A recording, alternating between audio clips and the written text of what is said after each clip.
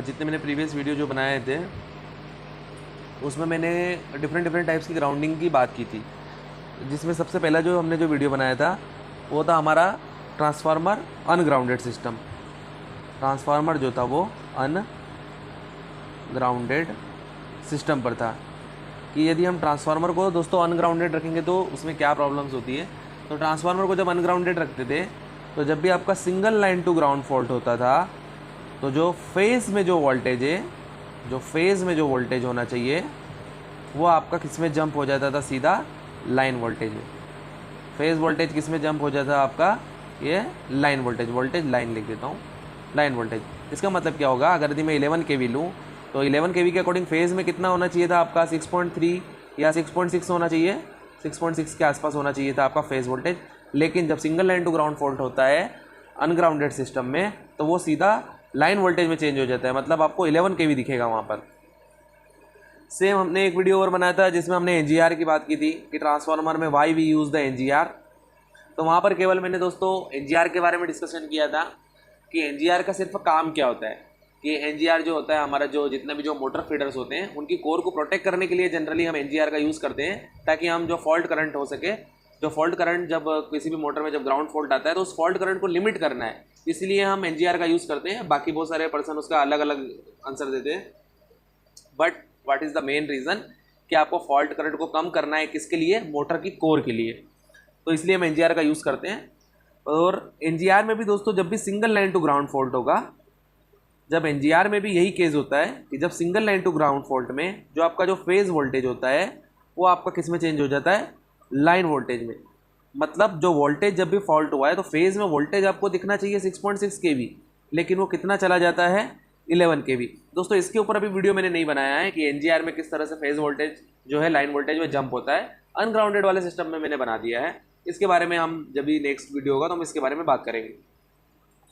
तीसरा वीडियो था, तो दोस्तों जब NGR हम कहाँ यूज़ करते हैं, आपने देखा होगा थर्मल पावर प्लांट में आपने यूटी ट्रांसफार्मर या हमारा UAT होता है, और जो हमारा ST ट्रांसफार्मर जो होते हैं, स्टेशन ट्रांसफार्मर्स वगैरह, उसमें स्टेशन ट्रांसफार्मर में भी रहता है, कुछ कुछ स्टेशन ट्रांसफार्मर में भी रहेगा, जहाँ पे मोटर फीडर्स जिस भी बस पे मोटर फीडर रहेंगे वहाँ पर हमेशा वो जो ट्रांसफार्मर होगा वो NGR के थ्रू ग्राउंड रहेगा। ओके, फिर हमने बात की थी कि ऐसा ट्रांसफार्मर जिसको हम सॉलिडली ग्राउंड करें, जो कि क्या है, सॉलिडली ग्राउंड होता है, सॉलिडली ग्राउंडेड। तो थर्मल पावर प्लांट में आपने देखा होगा कि जो GT होता है, जनरेटर जो ट्रांसफार्मर होता है, वो क्या होता है आपका, सॉलिडली ग्राउंड होता है। तो उसको सॉलिडली ग्राउंड करने की जरूरत क्यों पड़ी, तो वो हमने वहाँ पे वीडियो में डिस्कस किया था, हम इतना नहीं करेंगे। लेकिन दोस्तों जब भी उसमें अगर यदि single line to ground fault होगा तो वहाँ पे क्या होता है, फेज़ में जो वोल्टेज होता है वो हमेशा फेज़ पर ही बना रहेगा, वो लाइन में जंप नहीं होगा, लाइन वोल्टेज में जंप नहीं होगा।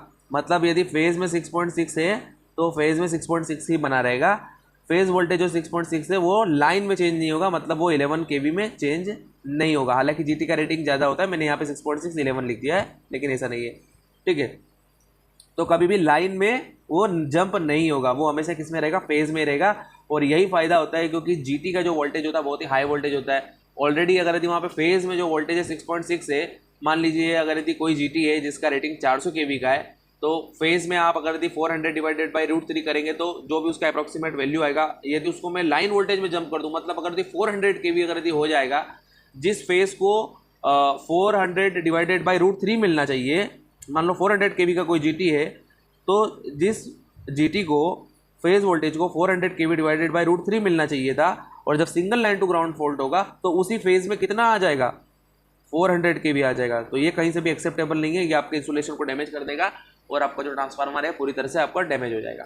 ओके, अभी हम आते हैं कि आज के जो हमारा जो डिस्कशन जो हो रहा है, जो कि बहुत इंपॉर्टेंट, ये सारी चीज़ें तो हमने बात कर ली है। फोर्थ पॉइंट है हमारे पास में कि जो हमारा जो LT स्विच गियर होता है, LT स्विच गियर, जहाँ पे हमारा यूनिट PMCC होता है, और जहाँ पे हमारा जो होता है स्टेशन PCC होता है ना, स्टेशन PCC हो गया, और जो भी इमरजेंसी वाले जो भी हमारे जो LT स्विच गियर में आते हैं, जहाँ पे हमारा जो वोल्टेज नॉर्मली जो होता है 433, 415, 433 जो है, वो जो हमारा जो वोल्टेज होता है वहाँ पे जो ट्रांसफार्मर जो यूज़ होते हैं नॉर्मली वो ड्राई टाइप ट्रांसफार्मर यूज़ होते हैं, ड्राई टाइप ट्रांसफार्मर यूज़ होते हैं। ओके, तो ड्राई टाइप जो ट्रांसफार्मर जो आपके यूज़ हो रहे हैं, तो एलटी स्विच गियर में जब भी आप ट्रांसफार्मर को देखेंगे तो वो हमेशा सॉलिडली ग्राउंड होता है। ओके, एलटी स्विच गियर में जो ट्रांसफार्मर है वो क्या ग्राउंडेड है, वो है सॉलिडली ग्राउंड, सॉलिडली ग्राउंडेड। अभी किसी का क्वेश्चन हो सकता है कि अभी आपने बताया कि जहाँ पे मोटर्स होती है वहाँ पे तो हमको एनजीआर के थ्रू ग्राउंड करना चाहिए, लेकिन एलटी स्विच गियर में भी यूनिट पीएमसीसी या स्टेशन पीसीसी में बहुत जगह कुछ मोटर्स होता है हमारा, सील एयर फैन होते हैं, कुछ एलओपीज तो होते ही हैं, लेकिन यहाँ पे ट्रांसफार्मर को सॉलिडली ग्राउंड क्यों कर रहे हैं? यहाँ पे भी हमको ग्राउंड करना चाहिए या तो फिर एनजीआर के थ्रू ग्राउंड हमें करना चाहिए, लेकिन हम यहाँ पे इसको क्या कर दे रहे हैं, केवल सॉलिडली ग्राउंड हम कर दे रहे हैं। उसके पीछे बहुत यूनिक रीज़न है, तो आइए उसके बारे में डिस्कस करते हैं। तो दोस्तों सबसे पहले क्या है, एलटी स्विच गियर जो होता है वो 415, इसमें आपका जितना भी जो मैक्सिमम जो हमारा जो मैन पावर होता है वो या तो इसमें पीएम करते हैं हम, या कभी कुछ फॉल्ट आया उसको हम रेक्टिफाई करते हैं। तो कभी कभी क्या होता है कि हम लाइव में भी कभी कभी हम काम कर लेते हैं। ओके, तो यहाँ पे जो मैन पावर होता है वो हमारा 415 में, कभी कभी लाइव में भी हम काम करते हैं, इंगेज हमारा मैन पावर इसमें होता है, पीएम करता है, बहुत सारी चीज़ें करता है। तो उसकी सेफ्टी को देखते हुए यहाँ पे जो ट्रांसफार्मर है उसका जो न्यूट्रल होता है वो सॉलिडली ग्राउंड करते हैं, पहला चीज़। अभी ये कैसे होगा हम आगे बात करेंगे कि इसका सेफ्टी इसमें कैसे हो रहा है, तो हम बात करेंगे।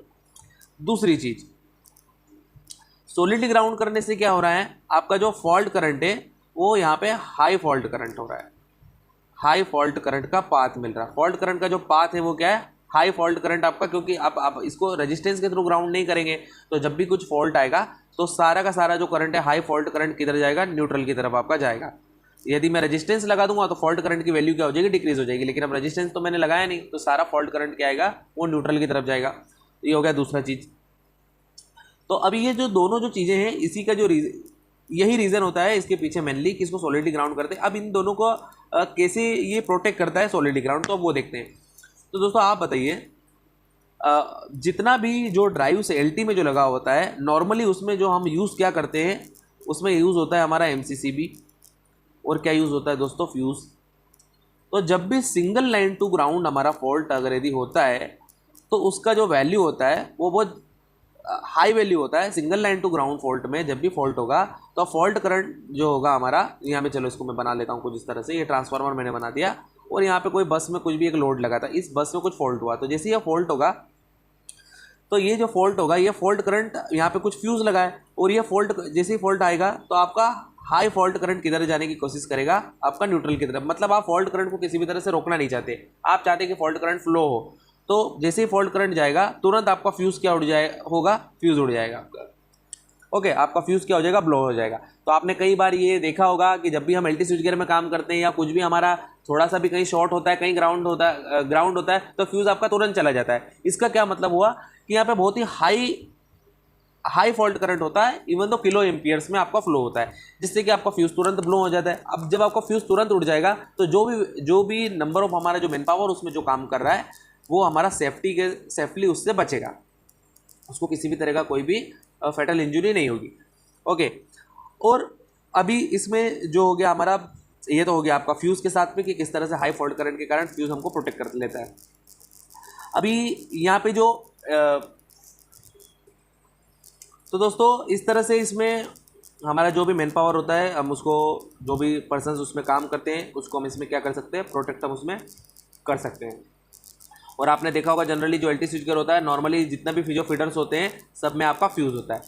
अभी देखिए, लेकिन फिर भी आप एलटी स्विच गियर में देखेंगे कि कुछ जो ब्रेकर्स होते हैं या ट्रांसफार्मर को भी हम बहुत सारा प्रोटेक्शन दिया हुआ रहता है हमारे पास। हम रिले लगाते हैं, उस रिले में बहुत सारा हम सेटिंग्स डालते हैं और हम ट्रांसफार्मर को क्या करते हैं, बहुत सारा कुछ भी फॉल्ट आता है तो प्रोटेक्ट करने के लिए वहाँ पे हम बहुत सारी चीज़ें हम उसमें रिलेज वगैरह और ये लगाते हैं। लेकिन क्या ट्रांसफार्मर को भी हम फ्यूज़ के थ्रू प्रोटेक्ट कर सकते हैं क्या?